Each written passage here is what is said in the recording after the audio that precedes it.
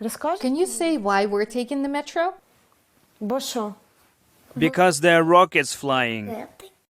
Natalia Fedorchenko and her family live in a house just outside Kiev. When Russia invaded Ukraine, Fedorchenko, along with her husband and son, evacuated to the western part of the country. But they eventually returned to Kiev and tried to adapt to life during wartime. We have a routine. We get up, eat breakfast, brush our teeth, shower, go to work, and take the metro when we hear an air raid siren. It just becomes part of your everyday life. This has been the norm for many Ukrainians since the war began 17 months ago.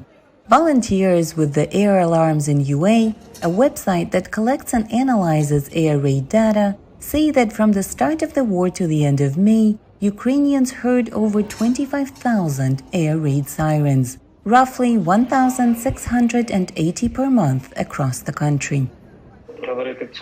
The closer you are to the Russian and Belarusian borders, the more air raid sirens you hear, and the longer each of them lasts.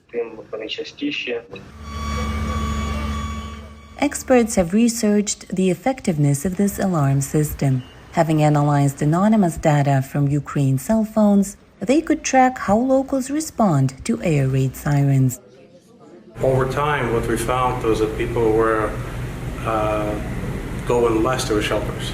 They were kind of getting used to a daily reality of being bombed and being attacked, which potentially resulted in 10 to 15% increase in civilian casualties.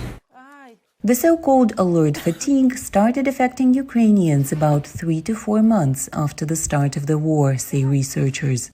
More people like Natalia Fedorchenko started staying at home, choosing a relatively safe position between two walls instead of going to the shelter. We decided that during missile attacks we take the metro. When the Shaheds are flying, we just rely on our air defense forces and hope that if some wreckage hits the house, the walls will protect us. So we take our son here, lie down and wait for the explosions to stop. The charity United Help Ukraine has purchased toys, games and school supplies for children forced to hide in shelters. Washington-based employees of the consulting firm Deloitte volunteered to pack the gifts for delivery to Ukraine. For Tatiana Gagan and many others here, the war is personal. I have a 15-month-old kid and I think about Ukrainian children a lot. We can do a little, but we'll know even sitting at a shelter they'll be able to get distracted. According to data from the Office of the United Nations High Commissioner for Human Rights, at least 7,000 civilians in Ukraine have been killed since the beginning of the war.